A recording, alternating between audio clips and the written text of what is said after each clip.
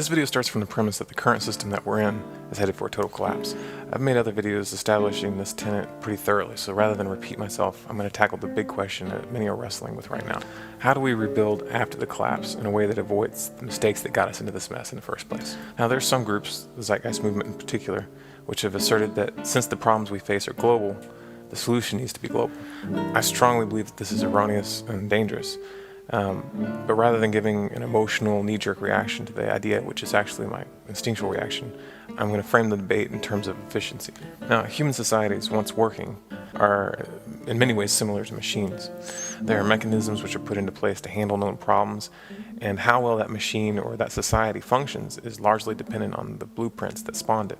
That being the case, I'm going to use the analogy of an electronic device to illustrate why a coexisting strategies approach is more effective than a global approach.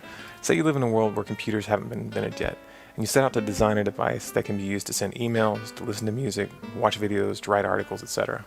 What would happen if you started from scratch and tried to drop the perfect blueprint for such a device that would fit every single person's computing needs all over the planet?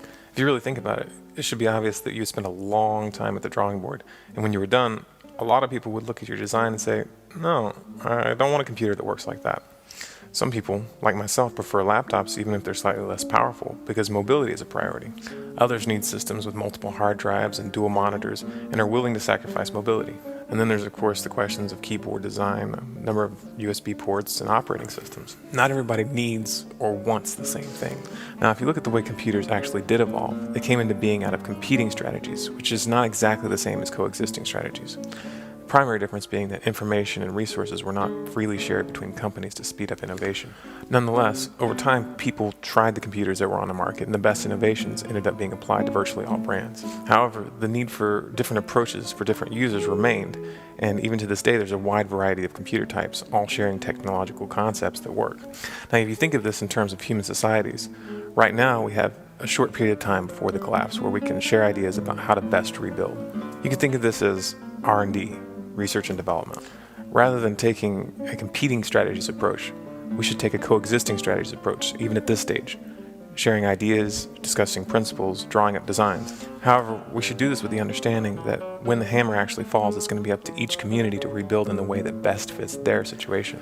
If that spirit of shared innovation could be maintained across community boundaries, the rate of advancement could be greatly accelerated. One community trying an approach that may seem illogical to the rest may find a solution that would eventually be adopted by others once it's proven to work. Likewise, mistakes that are made in individual groups would not necessarily spell the failure of all the others. This model that I'm describing is based on the principles of ecosystems and natural evolution. Ecosystems naturally develop into communities of life that work while maintaining diversity. Biological systems, economic systems, and societal systems all share several key points in common. 1, they work best when adapted to the specific region where they are located. 2, they work best when no one system takes over all the other surrounding systems. And 3, they work best when there are open, non-destructive exchanges between parallel systems. Taking such an approach with human societies is not only logical, it's really the only approach that would work. There are some people who want to structure their society according to religious norms. There are other groups that would prefer to eliminate religion from their society altogether. And there's other groups that don't really even care. Each of these groups would be best served by allowing them to try their principles on a small scale. The Amish people are a good example of this. They have a system that works for them, and they should never be forced to change. In my opinion, the concept of coexisting strategies is the most important foundational principle moving forward. Some might consider the non-aggression principle to be the most important. However, I would assert that the non-aggression principle is impossible without the understanding that others may not want to live the same way that you do. I look forward to hearing your thoughts on the matter, and any and all video responses will be accepted.